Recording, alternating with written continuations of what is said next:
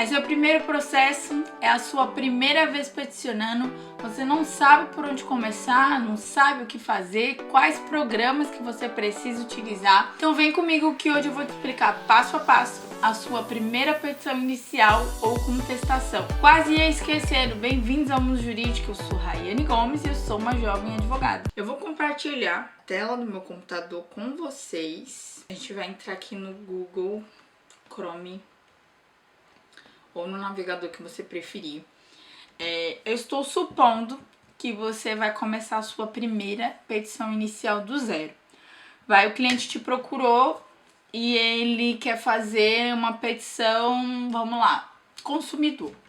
Ele quer processar alguma operadora de telefonia ou alguma loja, banco, algo que é muito comum, muito corriqueiro que acontece nas pequenas causas.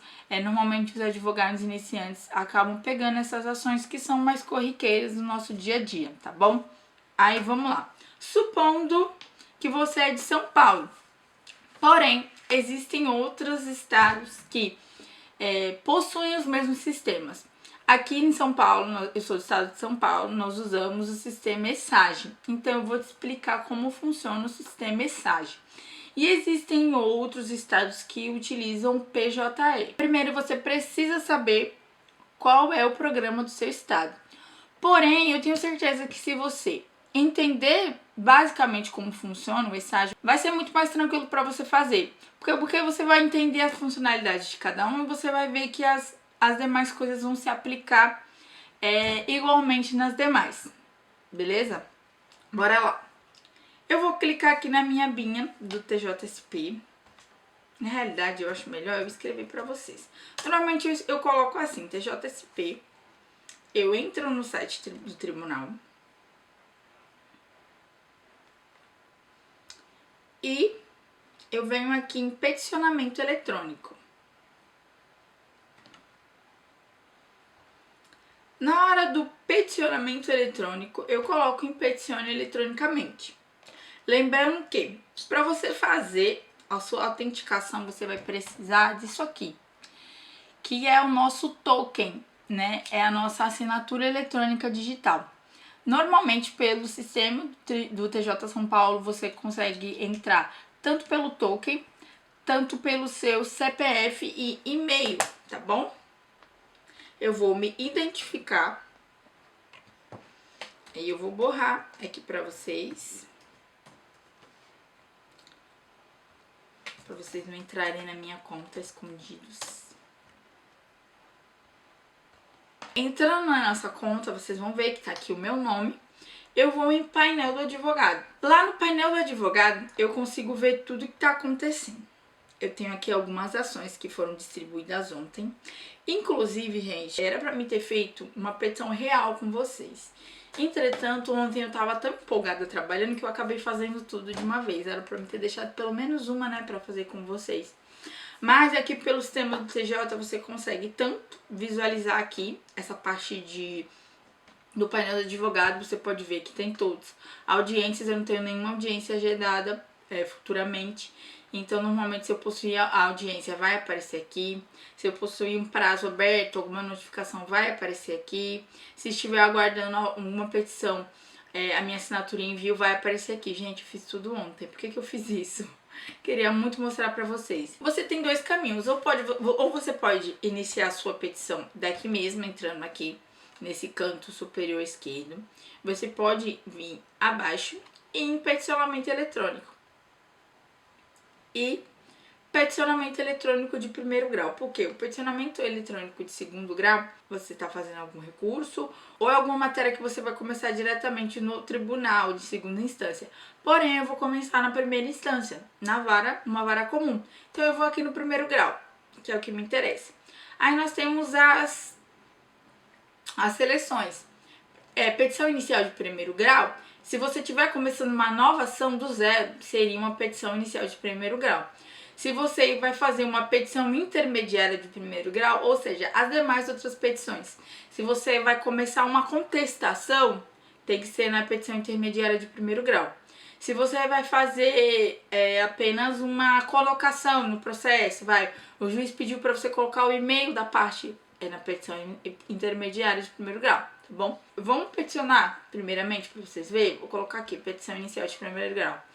É interessante te mostrar que depois que você fazer sua primeira petição, você vai conseguir mexer automaticamente. Vai ser a sua experiência, sua prática que vai contar bastante, tá bom? Você pode ver, aqui tá meu nome, falando que eu sou advogada. O primeiro de tudo é informar os dados para o processo. Vamos lá. Qual é o foro que eu tô fazendo?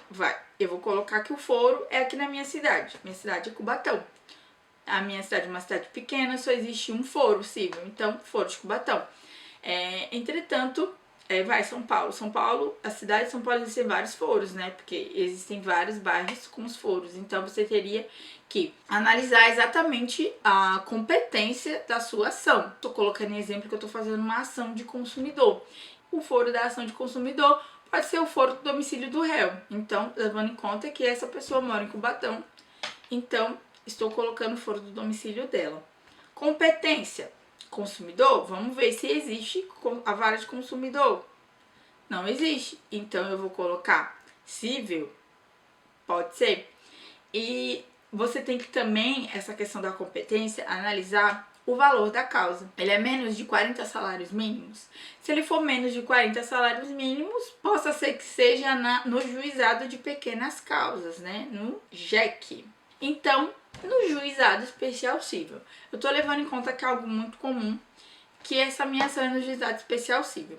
Gente, lembrando que essa questão do juizado e da vara comum civil é uma questão também de estratégia, né? A gente tem que lembrar, você tem que ir lá na lei 9.099 e ver os requisitos para se ingressar com uma causa no juizado especial. Ou seja, limite dos salários mínimos, não pode ter uma demanda que tenha prova pericial. Cada item desse que eu tô colocando aqui de dado para o processo, eu já estudei antes, no meu caso, para poder colocar aqui. Então eu não tô colocando de cabeça, tá? Eu tô fazendo um exemplo, mas no seu caso você vai ter que se atentar muito a isso, tá?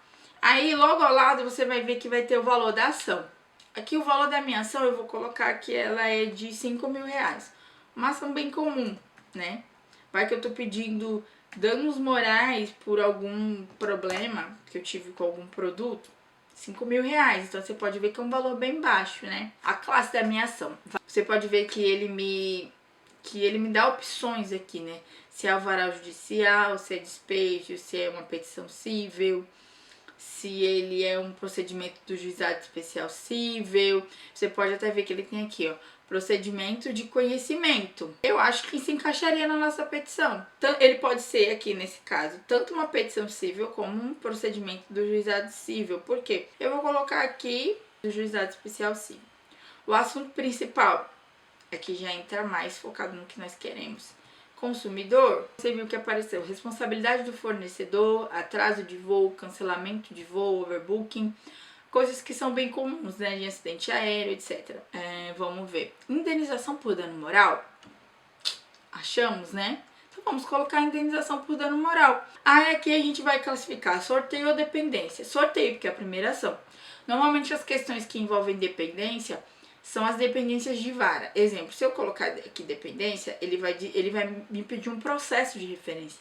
Normalmente essas dependências exemplo, se você está fazendo uma ação de execução de alimentos. Alguns tribunais aceitam que esse processo ele seja dependente à vara que se originou o procedimento de pensão alimentícia. Então, se você vai cobrar de um processo que já existe, seria interessante você já colocar por dependência daquele processo, tá bom? E o legal é que ele pede a fundamentação legal. Então, não é algo que você vai conseguir fazer com tanta facilidade, porque você quer que seja na segunda vara, porque você conhece o juiz. Não é assim, tá bom? Então, a gente vai colocar por sorteio. Aí já vem uma outra parte sobre as despesas processuais. Juizado especial civil tem a possibilidade de pedir justiça gratuita, por mais que não haja algumas custas, como sucumbência. Mas eu vou pedir que é um pedido de justiça gratuita, porque vamos fingir que o nosso cliente ele não recebe um bom salário. Mas, normalmente, quando o cliente ele tem condições de arcar com as custas do processo, você vai colocar guia de custas emitida. Por quê? o que você vai ter que fazer? Você vai ter que ir no site do tribunal da sua comarca e vai ter que emitir uma custa. Galera, eu vou focar só na tela, porque senão esse vídeo vai sair bem grande, tá bom? Acompanha comigo. Aí, vamos lá. Guia de custas emitida.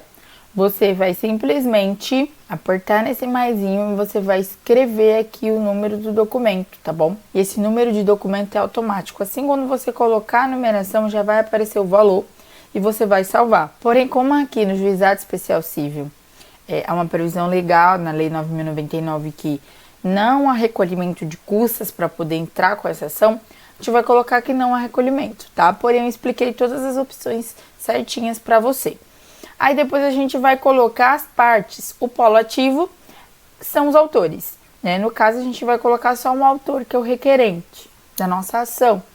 E como vocês podem perceber, aqui no requerente a gente vai ter que fazer uma listinha completa. CPF, nome, gênero, RG. Vocês podem perceber que estão marcados como obrigatórios. Estado civil, profissão, tudo certinho. E assim, quando você incluir os dados, vai estar certinho o polo ativo. E depois, o polo passivo, que é o réu, o requerido.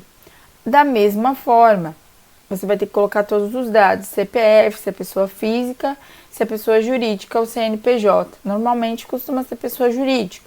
CNPJ, nome da empresa, endereço, tudo certinho. Você vai fazer o cabeçalho completo, tá bom? E aqui está o nosso cabeçalho completo.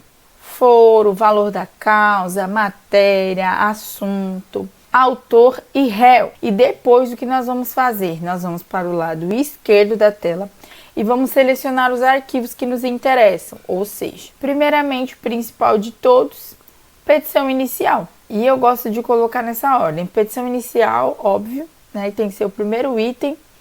Depois eu gosto de colocar a procuração adjudícia, a gente consegue mudar aqui essa ordem. E além de a gente conseguir fazer essa mudança de local, a gente tem que colocar aqui no lado do que esse documento se trata. Por quê? Porque esse nome, ele não vai no processo, é apenas o nome que está nesse espaço, que é o nome que nós vamos colocar. Depois da procuração, eu gosto de colocar a justiça gratuita, os documentos pessoais e as provas do processo. Colocar o nome em cada um.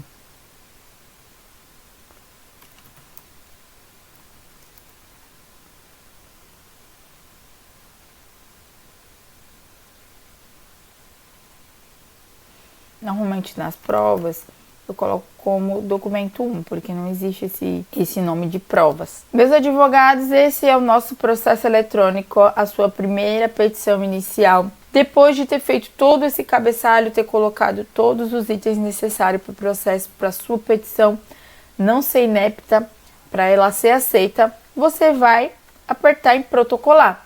E para poder protocolar, você vai precisar do token. E esse foi o vídeo de hoje. Curta muito, se inscreva no canal, compartilhe. Um beijão e tchau, tchau.